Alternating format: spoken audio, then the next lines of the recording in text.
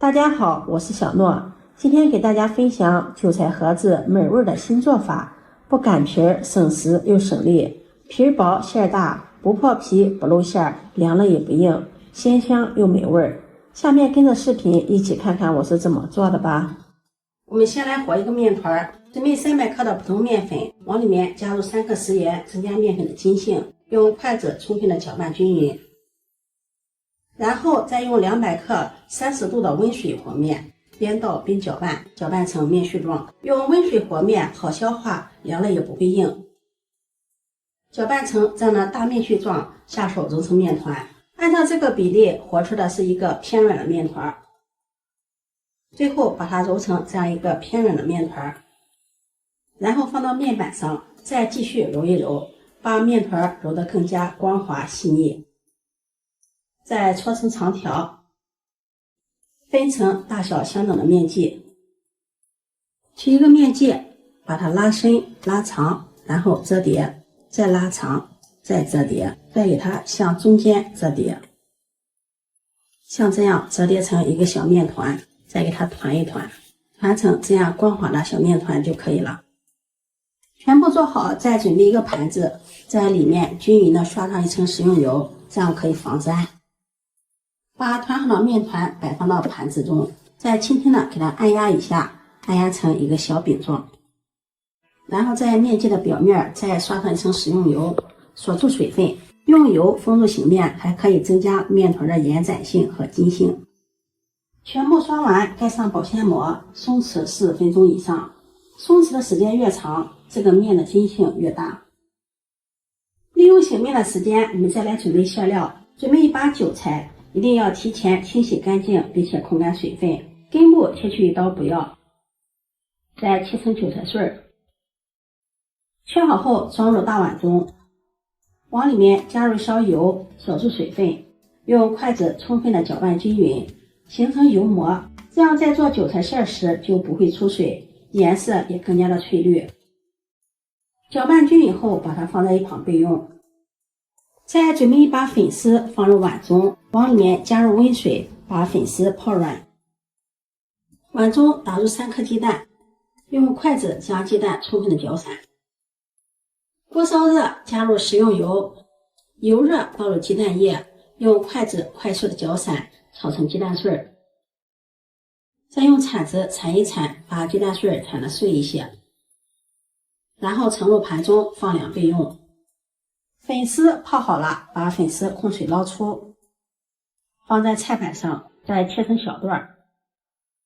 切好后放在韭菜馅里，再放入放凉的鸡蛋碎。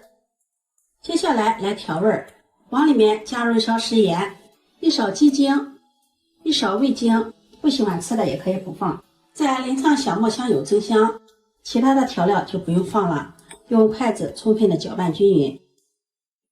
搅拌均匀，香喷喷的韭菜馅料就调好了，特别的鲜。这样调好的馅料还可以包饺子、包包子、做馅饼。面团醒好了，看一下它的延展性和韧性非常的好。把盘中多余的油倒在面板上，用手涂抹均匀，做成油案。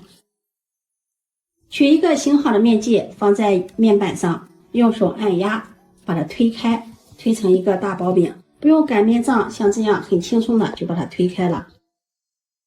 放上调好的韭菜馅料，自己做的馅料可以多放一些，皮薄馅多，馅料要多放一些，馅料多了吃着更香。